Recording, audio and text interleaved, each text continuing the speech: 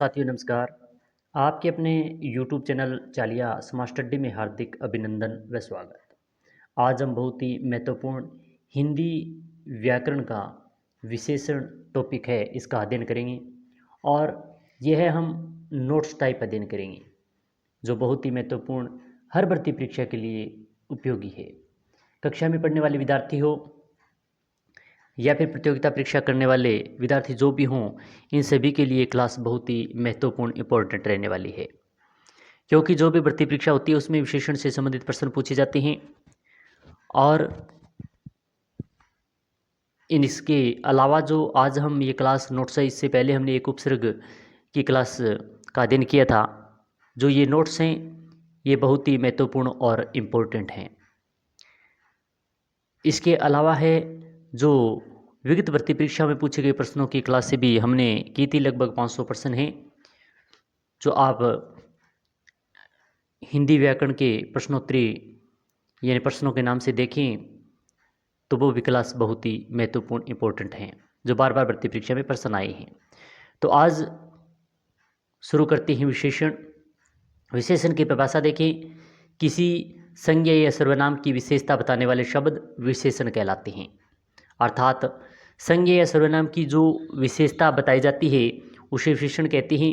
जैसे लाल मिर्च, मिर्च की विशेषता है कि वो लाल है। काली गाय, गाय की विशेषता है काली। ईमानदार लड़का, तो लड़का की विशेषता है कि वो ईमानदार है। नीला आकाश, तो आकाश की विशेषता है कि नीला है। तो यहाँ लाल है, काली है, ईमानदार है और नीला है, ये सभी विशेषण शब्द हैं और लड़का, गाय, मिर्च ये विशेष्य शब्द हैं। तो ये कुछ उदाहरण थे विशेषण के। अब विशेषण और विशेष्य दो प्रकार के होते हैं। विशेषण के बारे में हमने देखा। अब विशेष्य क्या होता है कि विशेषण के द्वारा जिसकी विशेषता बताई जाती है, यानी विशेषण के द्वारा जिसकी विशेषता बताई जाती है उसे विशेष्य कहते हैं। जैसे सुंदर बच्चा, तो ये बच्चा है वो विशेष्य है और सुंदर है वो विशेषण है। लाल चूड़ियाँ, चूड़ियाँ है वो विशेष्य है और लाल है वो विशेषण है। कमज़ोर लड़का, तो लड़का है वो विशेष्य है और कमज़ोर है वो विशेषण है। इस प्रकार ये विशेष्य होगा। अब एक और होता है परविशेषण। विशेषण की भी विशेषता बताने वाले शब्द परविशेषण कहलाते हैं। जैसे बहुत कमज़ोर बच्चा, तो बच्चा क्या है विशेष्य है और बहुत क्या है परविशेषण है, कमज़ोर विशेषण। यानी कमज़ोर है ये विशेषण है मगर कमज़ोर की ही विशेषता बताई जा रही है कि बहुत कमज़ोर है, तो ये बहुत है वो परविशेषण होगा। इसी प्रकार अत्यंत ईमानदार आदमी, अत्यंत ईमानदार आदमी, आदमी है वो ईमानदार है मगर अत्यंत ईमानदार है, तो ईमानदार विशेषण हो गया और विशेषण की ही विशेषता बताई जा रही है कि वो अत्यंत ईमानदार है, तो ये परविशेषण हो गया अत्यंत, और आदमी विशेष्य है। अब विशेषण के भेद। विशेषण के 5 भेद होते हैं मगर कक्षा 10 तक 4 ही भेद दिए गए हैं। ये जो व्यक्तिवाचक विशेषण है ये नहीं दिया हुआ है। तो महत्वपूर्ण तो मुख्य रूप से 4 भेद होते हैं मगर प्रतियोगिता परीक्षाओं की तैयारी के लिए 5वां भी भेद होता है। पहला है गुणवाचक विशेषण, दूसरा है संख्यावाचक विशेषण, तीसरा है परिमाणवाचक विशेषण, चौथा है संकेतवाचक या सार्वनामिक विशेषण और 5वां है व्यक्तिवाचक विशेषण। तो सबसे पहले हम गुणवाचक विशेषण के बारे में अध्ययन करेंगे। तो पहला है गुणवाचक विशेषण। इसकी परिभाषा, वे विशेषण शब्द जो किसी रूप, रंग, आकार, स्वभाव, गुण, दशा, स्वाद, गंध इत्यादि का बोध कराते हैं गुणवाचक विशेषण कहलाते हैं। यानी कोई भी विशेषण शब्द होगा वो रूप के बारे में, रंग के बारे में, आकार के बारे में, स्वभाव, गुण, दोष आदि के बारे में जो विशेषता बताई जाएगी विशेष्य के द्वारा, तो वह विशेषण होगा। जैसे सुंदर लड़की, लड़की की विशेषता है कि उसमें गुण है कि सुंदरता है। लाल टमाटर, टमाटर कैसा है, लाल है, तो ये उसका गुण है। पतला दुपट्टा, दुपट्टा कैसा है, पतला है। झगड़ालू लड़का, लड़का कैसा है, झगड़ालू है। ईमानदार महिला, महिला कैसी है, वो ईमानदार है, तो इसकी विशेषता है, ये गुण है इसका। बेईमान आदमी, आदमी कैसा है, बेईमान है, और बेईमान आदमी क्या गुण है, ये बेईमान। गरीब परिवार, पश्चिमी मकान, मीठा आम, खट्टा अंगूर, चिकना घड़ा, सुगंधित पुष्प इत्यादि, विद्वान आदमी, काला व्यक्ति, ये सभी क्या हैं, गुणवाचक विशेषण शब्द हैं। दूसरा है संख्यावाचक विशेषण। वे विशेषण शब्द जो किसी संज्ञा या सर्वनाम की निश्चित व अनिश्चित संख्या का बोध कराते हैं, संख्यावाचक विशेषण कहलाते हैं। यानी ऐसे विशेषण शब्द जो किसी निश्चित व अनिश्चित संख्या का बोध कराएंगे वो संख्यावाची विशेषण कहलाते हैं। जैसे 2 लड़के निश्चित हैं, 2 संख्या है तो ये संख्या हो गई। 3 कुत्ते, 4 गाय, 5 कुर्सियाँ। कुछ बकरियाँ तो ये अनिश्चित है, संख्या का बोध करा रहे हैं। बहुत बिल्लियाँ, ज़्यादा पुस्तकें इत्यादि, ये सभी उदाहरण संख्यावाची विशेषण के उदाहरण थे। मगर संख्यावाची विशेषण के ही 2 भेद होते हैं। एक होता है निश्चित संख्यावाची विशेषण और एक होता है अनिश्चित संख्यावाची विशेषण। अब सबसे पहले हम निश्चित संख्यावाची विशेषण देखते हैं। तो इसकी परिभाषा है, ये विशेषण शब्द जो किसी संज्ञा या सर्वनाम की निश्चित संख्या का बोध कराते हैं, निश्चित संख्यावाची विशेषण कहलाते हैं। जैसे एक पेन है, पेन की विशेषता है कि वो एक ही है, निश्चित है। 2 कुर्सियां हैं, 3 लड़कियां हैं, 4 गायें, 5 पुस्तकें, 2 दर्जन केले, 10 दर्जन चूड़ियाँ इत्यादि, ये सभी निश्चित संख्या का बोध करा रहे हैं। तो इसलिए यह निश्चित संख्यावाची विशेषण होगा। अब निश्चित संख्यावाची विशेषण के भी 4 उपभेद होते हैं। जो कौन कौन से होते हैं वो देखते हैं। पहला है गणनावाचक, 1 2 3 4 5, ये गणनावाचक विशेषण होता है। दूसरा है क्रमवाचक, पहला, दूसरा, तीसरा, चौथा, पांचवा, ये क्रमवाचक विशेषण होता है। और तीसरा है आवर्तीवाचक विशेषण, दुगना, तिगुना और चौगुना, ये आवर्ती होती है। दुगना, तिगुना, चौगुना, 4 गुना, 5 गुना। और समुदाय या समूहवाचक में जैसे समूह के बारे में बताएंगे, दोनों, तीनों, चारों, तो ये क्या है, समूह के बारे में बोध कराएंगे। तो 4 प्रकार के होते हैं, गणना, क्रम, आवर्ती और समुदाय। ये निश्चित संख्यावाची विशेषण के 4 उपभेद हैं। अब दूसरा है अनिश्चित संख्यावाची विशेषण। वे विशेषण शब्द जो किसी निश्चित संख्या का बोध नहीं करा पाते, अनिश्चित संख्यावाची विशेषण कहलाते हैं। जैसे थोड़ा, बहुत, कम, ज़्यादा, कुछ, ये ऐसे जो विशेषण शब्द होंगे जो अनिश्चित संख्या का बोध कराएंगे। जैसे थोड़े लड़के, तो लड़के कितने हैं, थोड़े हैं, तो अनिश्चित संख्या है। ज़्यादा बकरियाँ, कम लड़कियाँ, ज़्यादा कुर्सियाँ, कुछ पुस्तकें, तो ये कुछ पुस्तकें हैं। जो ऐसे कुछ, बहुत, कम, ज़्यादा, इस प्रकार के जो विशेषण शब्द हैं जो अनिश्चित संख्या का बोध कराते हैं। अब आगे वाला तीसरा है परिमाणवाचक विशेषण। वे विशेषण शब्द जो किसी निश्चित या अनिश्चित नाप, माप, तोल इत्यादि का बोध कराते हैं, परिमाणवाचक विशेषण कहलाते हैं। यानी वो विशेषण ऐसे विशेषण शब्द होंगे जो निश्चित, अनिश्चित, नाप के, माप और तोल के बारे में बोध कराएंगे। तो ऐसे शब्द होंगे वो निश्चित यानी परिमाणवाचक विशेषण कहलाते हैं। जैसे 2 लीटर दूध, ये निश्चित है कि लीटर दो दूध, यानी तरल जो पदार्थ वाले होते हैं वो सभी परिमाणवाचक विशेषण के अंतर्गत आएंगे। 3 मीटर कपड़ा, 4 मीटर रस्सी, कुछ चीनी, ये तोल के अंदर आएगा। थोड़ा पानी, ज़्यादा दूध, जरा सा नमक। तो थोड़ा कपड़ा है वह अनिश्चित परिमाणवाचक विशेषण है।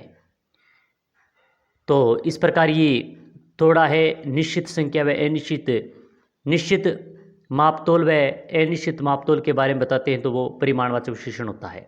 अब इसी परिमाणवाचक विशेषण के भी 2 उपभेद होते हैं। पहला होता है निश्चित परिमाणवाचक विशेषण। वे विशेषण शब्द जो किसी निश्चित नाप, माप, तोल इत्यादि का बोध कराते हैं, निश्चित परिमाणवाचक विशेषण कहलाते हैं। जैसे 2 किलो चीनी, 3 किलो चावल, आधा किलो काजू, 5 लीटर दूध, 500 ग्राम बेसन, 600 लीटर तेल, 10 मीटर तार, 20 मीटर कपड़ा इत्यादि हैं। ये निश्चित माप, तोल और नाप के बारे में बताते हैं। तो इस प्रकार इसमें निश्चित परिमाणवाचक विशेषण होगा। अब आगे वाला दूसरा इसका अनिश्चित परिमाणवाचक विशेषण। वे विशेषण शब्द जो किसी निश्चित नाप, माप, तोल आदि का बोध नहीं करा पाते हैं, अनिश्चित परिमाणवाचक विशेषण कहलाते हैं। जैसे थोड़ा है, बहुत है, कम है, ज़्यादा है, जरा सा है, ये शब्द हैं वो अनिश्चित होते हैं। और ये अनिश्चित जो शब्द हैं, अनिश्चित सर्वनाम, अनिश्चित विशेषण शब्द हैं, ये परिमाणवाचक विशेषण के अंतर्गत आएंगे। जैसे थोड़ा दूध, दूध कितना है, थोड़ा है, तो ये नाप तोल के अंतर्गत आता है। ज़्यादा पानी, जरा सा तेल, कम चीनी, बहुत तेल, ज़्यादा घी, जरा सा नमक इत्यादि ऐसे शब्द हैं जो अनिश्चित परिमाणवाचक विशेषण का बोध कराते हैं। चौथा है सार्वनामिक विशेषण। वे विशेषण, वे सर्वनाम जो संज्ञा के पूर्व प्रयुक्त होकर विशेषण का रूप धारण कर लेते हैं, सार्वनामिक विशेषण कहलाते हैं। यानी वे सर्वनाम शब्द जो संज्ञा के पहले प्रयुक्त होकर विशेषण का रूप धारण करेंगे तो वो सार्वनामिक विशेषण कहलाते हैं। और इसे ही सर्वनाम विशेषण को भी संकेतवाचक विशेषण कहते हैं। जैसे यह पुस्तक मेरी है, मगर यहाँ पर पुस्तक के तुरंत पहले यह शब्द आए है तो ये सार्वनामिक विशेषण है। वह कुर्सी तुम्हारी है, तो कुर्सी से पहले वह है तो ये सार्वनामिक या संकेतवाचक विशेषण है। इस गेंद को लाओ, तो इस शब्द है। उस पंखे को बंद करो, तो उस पंखे के संज्ञा है पंखा, और पंखे से तुरंत पहले जो शब्द दिया गया है तो वह है सर्वनाम, और ये विशेषता बता रहा है तो इसलिए विशेषण हो गया। तो हमने बहुत ही महत्वपूर्ण सर्वनाम के बारे में अध्ययन कर रहे हैं। अब आता है यानी कुछ ऐसे भी शब्द हैं जो सर्वनाम और सार्वनामिक विशेषण में अंतर क्या है। यानी सर्वनाम शब्द होते हैं, वह सार्वनामिक विशेषण है, इसमें क्या अंतर है। यदि कोई शब्द संज्ञा के स्थान पर प्रयुक्त हो तो वह सर्वनाम कहलाता है। यानी संज्ञा के स्थान पर जो शब्द प्रयुक्त होंगे वो सर्वनाम होंगे, लेकिन जब वही शब्द संज्ञा के तुरंत पहले प्रयुक्त हो तो सार्वनामिक विशेषण कहलाते हैं। यानी वही सर्वनाम शब्द जो अगर संज्ञा के स्थान पर प्रयुक्त हो गए तो सर्वनाम होंगे, मगर संज्ञा के तुरंत पहले प्रयुक्त हो गए तो वो सार्वनामिक विशेषण कहलाएंगे। जैसे मैं उसे भुला नहीं सकता, तो मैं उसे भुला, उसे यानी संज्ञा के स्थान पर प्रयुक्त हो गए तो ये सर्वनाम है। मैं उसे, उस दृश्य को भुला नहीं सकता, तो मैं उस, ये उस आ गया, दृश्य, दृश्य के यानी संज्ञा है और संज्ञा से पहले उस आ गया तो ये सर्वनामिक विशेषण है। और दृश्य क्या है, भाववाचक संज्ञा है। यह लड़का मेरा मित्र है, तो लड़के के तुरंत पहले यह है, लड़का संज्ञा है तो यह आ गया तो सार्वनामिक विशेषण है। यह मेरा मित्र है, और इसमें क्या है, ये संज्ञा के स्थान पर प्रयुक्त हो गया तो सर्वनाम है। इसी प्रकार वह मेरी पुस्तक है, तो ये वह सर्वनाम होगा। वह पुस्तक मेरी है, तो संज्ञा के तुरंत पहले सर्वनाम आ गया तो ये सार्वनामिक विशेषण होगा। इसी प्रकार अन्य उदाहरण देखें। यह मेरी घड़ी है, तो इसमें निश्चित सर्वनाम, निश्चयवाचक सर्वनाम है, क्योंकि यह मेरी घड़ी है, तो इसमें संज्ञा के तुरंत पहले सर्वनाम नहीं आया। यह घड़ी मेरी है, तो यह घड़ी संज्ञा है और संज्ञा के तुरंत पहले यह आ गया तो यह सार्वनामिक विशेषण हो गया। वह लड़की मेरी बहन है, तो यह सर्वनामिक विशेषण है। वह मेरी बहन है, अन्य पुरुषवाचक सर्वनाम, अन्य पुरुषवाचक सर्वनाम है, क्योंकि वह मेरी बहन है। यह हमारा घर है, यह निश्चयवाचक सर्वनाम है। तो इसमें तीन तरह के उदाहरणों के माध्यम से हमने समझा, एक तो निश्चयवाचक सर्वनाम, एक सर्वनामिक सर्वनाम विशेषण, सार्वनामिक विशेषण, और तीसरा था निश्चयवाचक सर्वनाम। अब आता है पांचवा अंतिम, व्यक्तिवाचक विशेषण। व्यक्तिवाचक संज्ञा का कोई भी शब्द जब विशेषण के रूप में प्रयुक्त हो, अर्थात व्यक्तिवाचक संज्ञा से बनने वाला विशेषण व्यक्तिवाचक विशेषण कहलाता है। जैसे भारत से भारतीय नारी, जापान जापानी जूते, जोधपुर जोधपुरी साफ़े, नागौर नागौरी बेल, कश्मीर कश्मीरी सेव, ये सभी हैं जो व्यक्तिवाचक संज्ञा से प्रयुक्त होकर विशेषण का रूप धारण कर लिया, तो इसलिए व्यक्तिवाचक विशेषण कहलाएंगे ये सभी शब्द। विशेषण की तीन अवस्थाएं होती है, जो कौन कौन सी होती है हम इसके बारे में कल अध्ययन करेंगे। आज हमने विशेषण की परिभाषा, विशेषण के कुछ उदाहरण, और विशेषण के 5 प्रकार थे, मगर कक्षा 10 में ही 4 ही प्रकार लगते हैं, मगर अन्य प्रतियोगी परीक्षाओं के साथ ये 5 प्रकार के होते हैं। जो महत्वपूर्ण इम्पोर्टेंट हैं और हमने प्रत्येक सर्वनाम का अच्छी तरीके से अध्ययन किया, उनके उदाहरणों के बारे में जाना। आशा करती हैं कि ये क्लास आपको अच्छी लगी होगी।